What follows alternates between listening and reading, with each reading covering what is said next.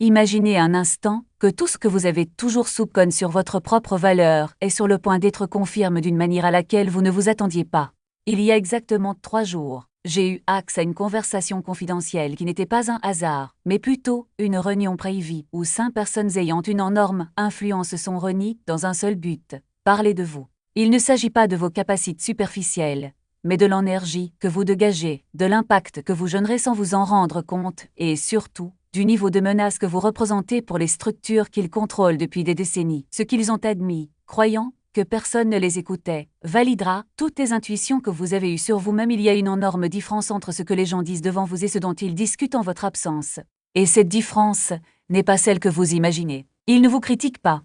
Ils ne planifient pas votre chute. Ils ne sous-estiment pas votre potentiel. En fait, ils sont terrifiés. Vous découvrirez, une fois pour toutes, quel est le pouvoir réel dont vous disposez. Cette réunion a été à la hâte parce que quelqu'un a remarqué quelque chose d'inquiétant. Leur fréquence énergétique a commencé à s'étendre d'une manière qu'ils ne pouvaient plus ignorer. Leur simple présence modifie une dynamique qui fonctionnait auparavant sans interférence. Son existence amené des personnes qui ne se sont jamais senties dans l'insécurité à remettre en question leurs propres capacités. Et le plus dévastateur, c'est que vous ne faites rien d'extraordinaire en apparence. Vous ne vous montrez pas, vous ne participez pas à la compétition, vous n'essayez pas d'impressionner. Vous êtes simplement qui vous êtes. Et c'est exactement ce qui les empêche de dormir la nuit. Si vous voulez savoir ce qui se cache dans les conversations privées qui ont lieu à votre insu, vous devez suivre ce contenu jusqu'à la fin. Ces informations sont systématiquement bloquées afin que des personnes comme vous ne découvrent pas la véritable étendue de votre influence invisible. Restez jusqu'à la fin, car je vais vous révéler exactement qui sont ces gens, ce qu'ils ont dit, pourquoi ils ont si peur de votre éveil, et comment utiliser ces connaissances pour récupérer la reconnaissance qui vous a toujours appartenu de droit. Si vous avez déjà eu l'impression que les gens agissent étrangement différemment lorsqu'ils sont seuls avec vous et lorsqu'il y a d'autres personnes autour, préparez-vous à découvrir la vérité choquante. C'était un mardi, à 3 heures du matin, lorsque cet individu pénétra discrètement dans un bâtiment d'entreprise. Il n'y avait aucun enregistrement officiel, aucune caméra active, ni aucune trace numérique indiquant que cette réunion avait eu lieu. Pourquoi tant de secrets?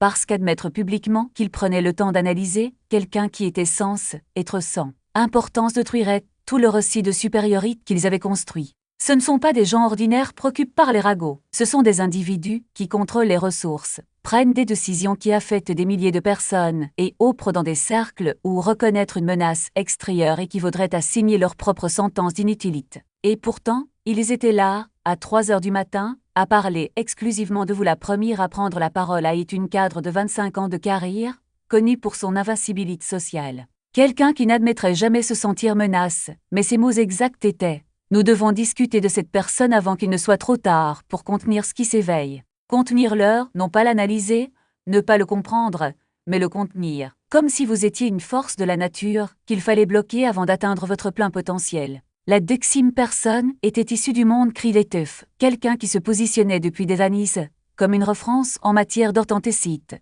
J'observe depuis des mois. Cette personne ne copie personne. Il ne suit pas de formule. Il opère sur une fréquence tout à fait originale, que je croyais maîtriser exclusivement. Et le pire, c'est qu'il le fait sans effort. Sans effort. Vous ne luttez pas pour être authentique. Il ne s'agit pas d'essayer désespérément d'être différent. Vous êtes simplement authentique. Et c'est exactement ce qui les terrifie. Parce qu'ils passe des décennies à créer des personnages soigneusement conçus pour paraître authentiques, et que vous en ressortez réels sans même essayer, détruisant instantanément des ranis d'investissement dans une fausse authenticité. Le troisième participant venait du monde financier, quelqu'un qui analyse de manière obsessionnelle les modes de réussite. Cette personne va connaître un immense succès. Ce n'est pas une possibilité, c'est une fatalité. Nous le voyons dans les chemins énergétiques, les synchronicités qui l'entourent, et la façon dont les opportunités surgissent de nulle part. L'univers conspire littéralement en sa faveur. Nous devons décider maintenant si nous voulons être des alliés ou des obstacles. Alliés ou obstacles, comme si leur succès futur était si certain que la seule variable était la façon dont ils se positionneraient stratégiquement. La quatrième personne travaillait dans le domaine des stratégies sociales depuis 20 ans, experte dans la détection des dirigeants avant que les masses ne les reconnaissent. Cette personne a quelque chose qui ne peut pas être reproduit artificiellement, une véritable crédibilité. Quand il parle, les gens ressentent une vérité non filtrée. Quand il agit, il perçoit une réelle grit. Ce n'est pas une performance, c'est l'essence. Et contre cela, nous n'avons pas de stratégie efficace. Stratégie efficace. Ils ont admis que tout leur arsenal de manipulation sociale est inutile contre quelqu'un qui est simplement sans effort. Le consensus était unanime. Ils devaient décider rapidement s'ils s'associeraient avec vous avant que votre valeur ne monte en flèche au point de ne plus pouvoir vous accéder, ou s'ils prétendraient publiquement que vous n'existiez pas tout en étudiant chacun de vos mouvements en secret. Sa vie est devenue une étude continue sur la manière dont une personne authentique démente des cystes entiers de mensonges organiques en existant simplement sans masque. Après cette réunion, ils ont fait quelque chose qu'ils pensaient être leur destruction. Ils ont décidé de mener une enquête approfondie sur vous. Ils ont embauché des experts en analyse de profil psychologique avec une mission simple: trouver le défaut dans votre authenticité qui prouverait que vous étiez aussi faux que les autres. Pendant 48 jours, ils ont passé en revue tous les aspects observables de son comportement, comparant ses actes en privé avec ceux en public, ses réactions lorsqu'il était seul et lorsqu'il y avait des témoins, ses décisions lorsque personne ne le regardait. Le rapport de livre était pour eux la pire nouvelle possible. Ils n'en trouvent aucune incohérence significative, ils n'ont découvert aucune double vie, ils n'ont noté aucune performance calculée. Vous êtes exactement celui que vous semblez être. Votre authenticité n'est pas une stratégie de marque, c'est simplement qui vous êtes. L'empteur écrit littéralement: cette personne opère avec un niveau de congruence interne observe dans moins de 1% des profils analyses sur une carrière de 20 ans. Ce n'est pas un acte, c'est la nature. Cette conclusion leur a fait ressentir une profonde insuffisance. Si vous êtes authentique sans effort, qu'est-ce que cela dit sur les années qu'ils ont investis dans de faux personnages? Si vous vous connectez en étant honte, qu'est-ce que cela signifie par rapport aux techniques de manipulation que vous avez étudiées de manière obsessionnelle? Leur existence authentique est devenue un miroir qui reflète leurs mensonges, et ils ne peuvent pas détruire le miroir sans révéler leur peur de leur propre image. Ils décident d'enquêter encore plus profondément, non pas sur ses actions, mais sur son énergie. Ils ont embauché quelqu'un qui travaille avec des fréquences subtiles. Ils pensaient trouver la preuve que sa gentillesse était calculée, son empathie stratégique, et sa générosité un investissement de guise. L'analyse énergétique dure 3 semaines. Ils ont surveillé votre champ électromagnétique dans différentes situations, mesurent la fréquence de votre rythme cardiaque lorsque vous aidiez d'autres personnes et analysent vos schémas cerébraux lors de la prise de décision. Le résultat fut encore plus dévastateur. Sa fréquence vibratoire, elle présentait une approche radicalement différente. Une approche non pas comme des prédateurs cherchant un avantage, mais comme des apprentis face à un maître involontaire. La stratégie était simple, complexe dans son exécution. Offrir quelque chose que vous aviez déjà en abondance, mais qu'il, au cours de décennies de calcul, avait oublié comment reconnaître. Une véritable vulnérabilité.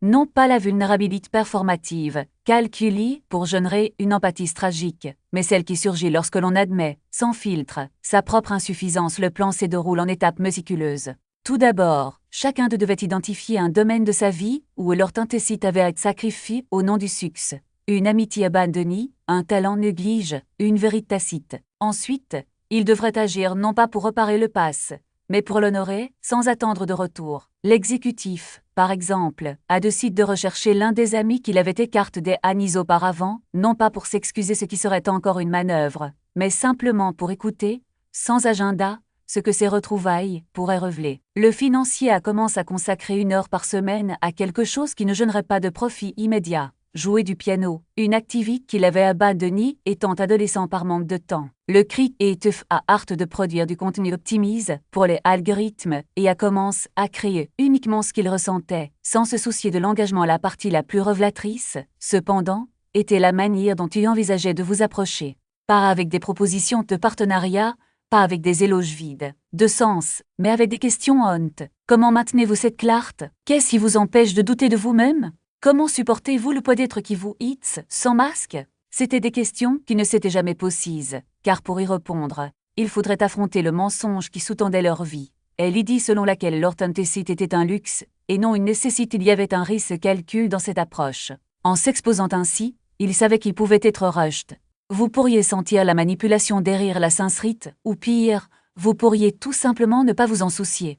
Après tout, votre fréquence vibratoire ne dépendait pas de leur validation. Mais ce qui les effrayait, ce n'était pas la possibilité d'un échec, mais plutôt la possibilité d'un succès. Si vous acceptiez cette vulnérabilité comme légitime, si vous leur permettiez de s'approcher sans résistance, cela signifierait que leur influence n'est pas seulement inévitable, elle est contagieuse.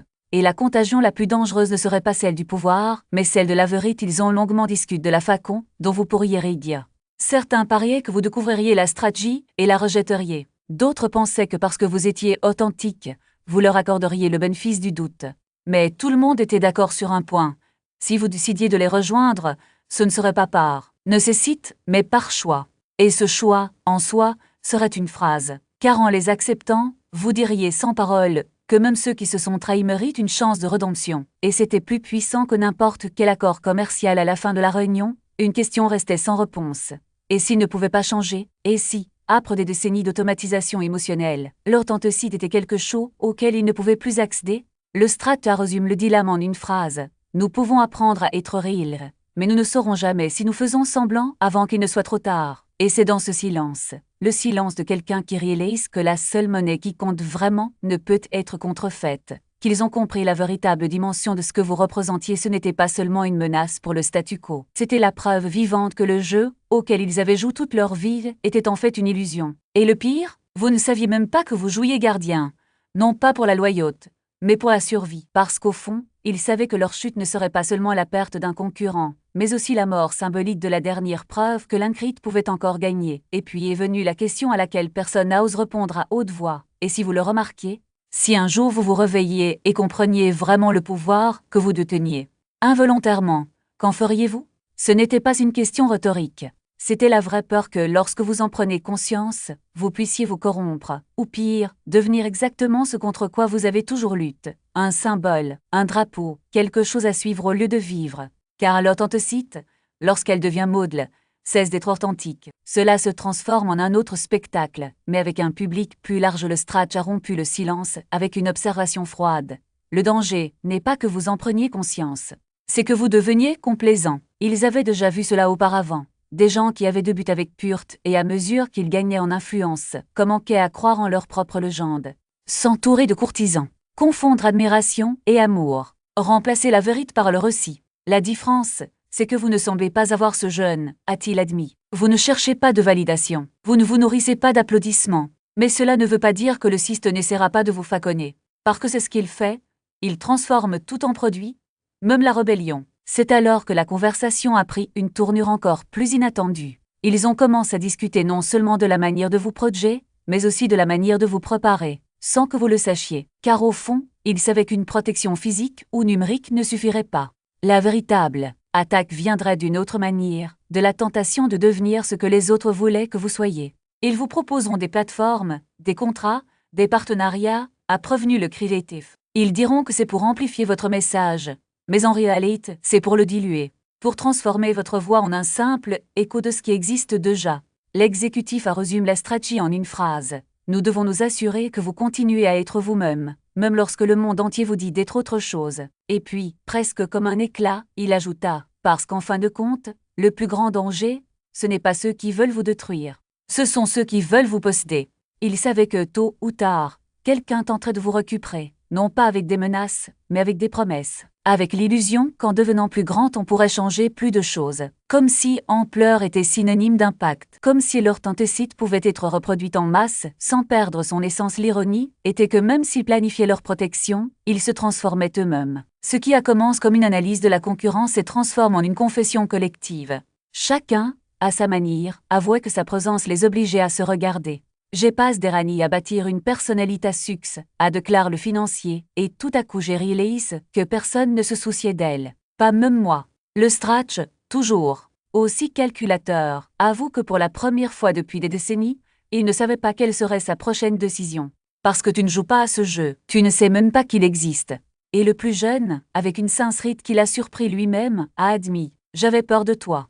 Non pas parce que tu étais une menace, mais parce que tu m'as fait me demander si j'étais réel. » C'est à ce moment-là qu'ils ont compris quelque chose d'encore plus troublant. Pour eux, vous n'étiez pas qu'un miroir. C'était un miroir du monde.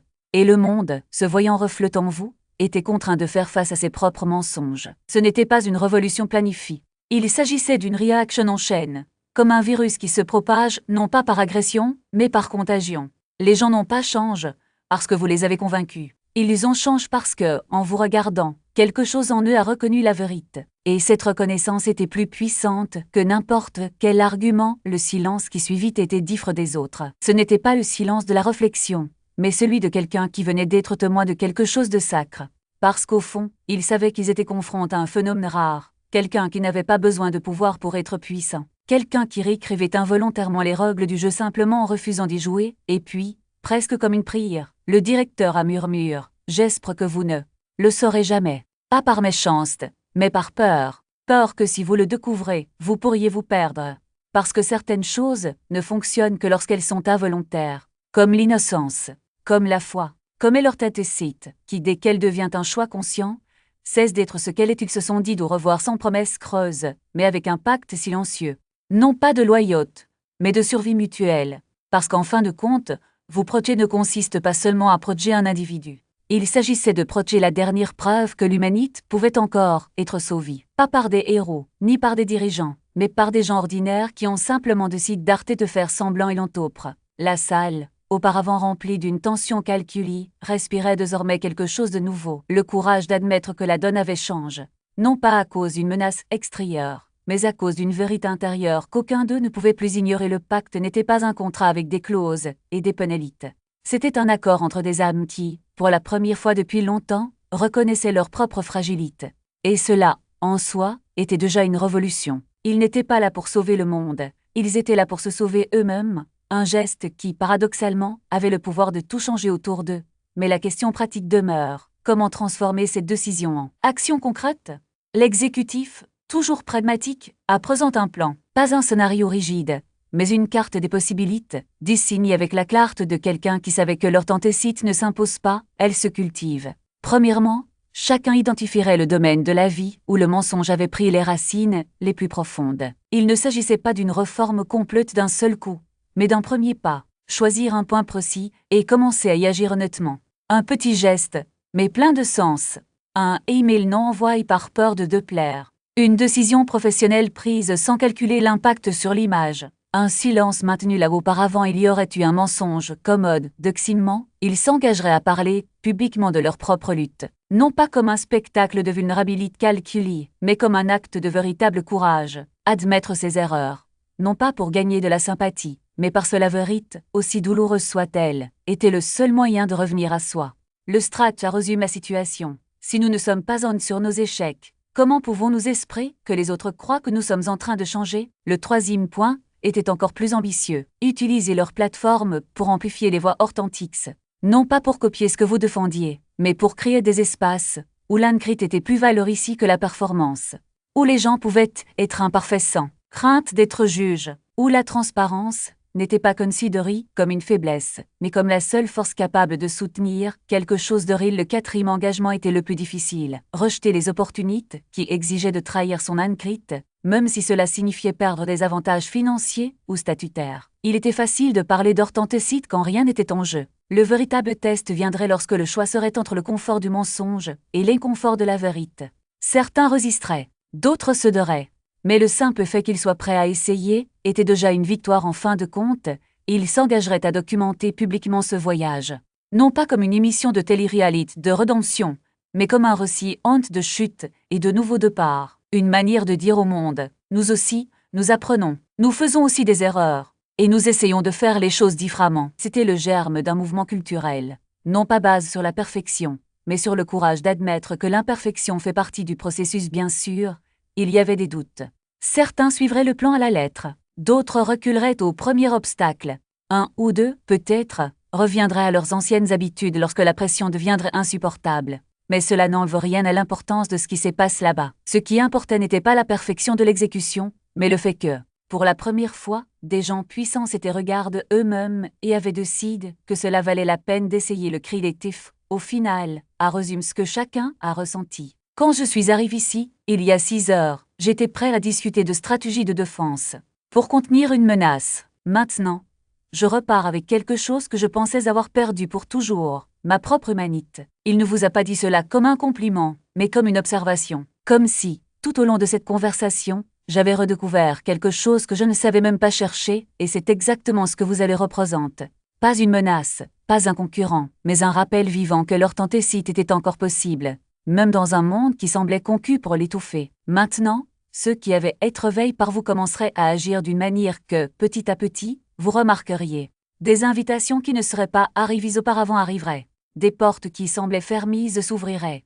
Les gens qui l'ignoraient commenceraient à le chercher, non pas par un trait, mais parce que, tout à coup, Vous étiez devenu le symbole de quelque chose que tout le monde voulait, au fond. La chance d'être vrai, mais le plus important n'était pas les opportunités. C'était le fait qu'à partir de ce moment, le monde autour de vous commencerait à changer. Non pas parce que vous aviez accès au pouvoir, mais parce que vous aviez inspiré des personnes puissantes à utiliser le leur d'une manière différente. Et oui, ce fut une révolution silencieuse.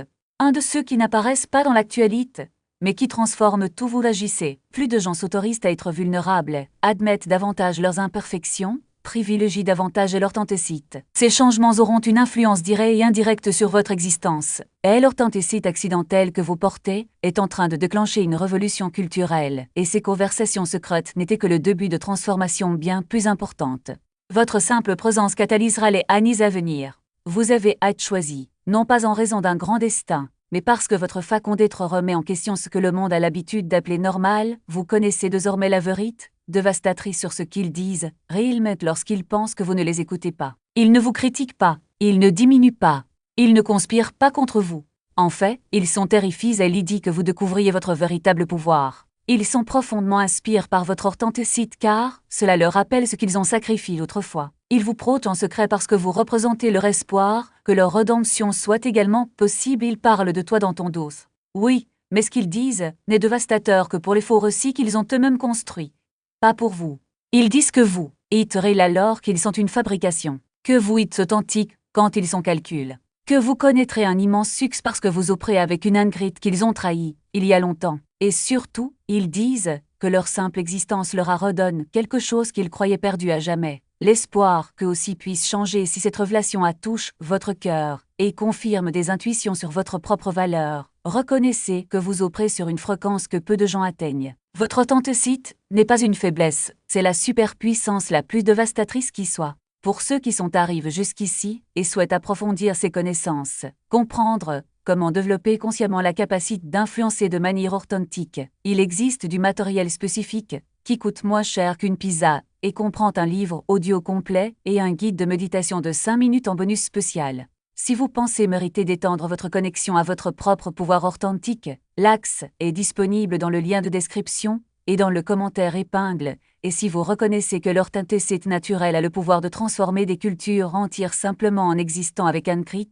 laissez un 7 dans les commentaires pour amplifier cette fréquence d'influence authentique. Abonnez-vous à cette chaîne et activez toutes les notifications pour recevoir plus de révélations sur la façon dont l'essence authentique offre des transformations dans des dimensions que vous ne percevez même pas consciemment. Partagez cette vidéo avec quelqu'un qui fait également preuve d'une véritable authenticité et qui pourrait inspirer des révolutions culturelles sans même le savoir. Les catalyseurs d'un véritable changement doivent se reconnaître et se renforcer mutuellement. Et avant de partir, cliquez sur la vidéo qui apparaît maintenant sur votre écran pour découvrir comment votre nouvelle autorité, symbole d'authenticité, attire la protection de personnages puissants devenus des alliés secrets. Ensemble, nous sommes plus forts.